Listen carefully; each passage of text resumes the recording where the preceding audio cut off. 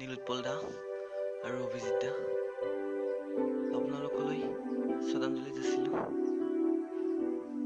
আপোনালোক য'তেই নাথাকক যেন চিৰশান্তি লাভ কৰে। মই অসমীয়া হয়, মোক নামাৰিব, এই চিঞৰটোৱে যেন বাৰে বাৰে আহি কাণত পৰিছে। সঁচাই বহুত দুখ লাগিছে।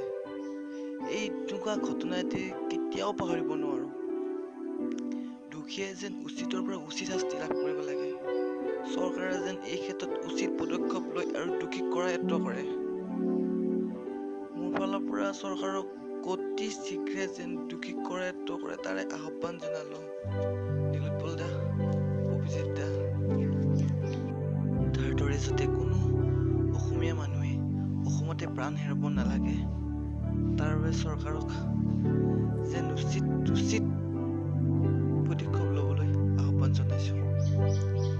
আকৌ এবাৰ নীলোৎপল দা আৰু অভিজিৎ দালৈ শ্ৰদ্ধাঞ্জলি যাচিলোঁ। আপোনালোক য'তে থাকে যেন আপোনালোকৰ আত্মাই চিৰশান্তি লাভ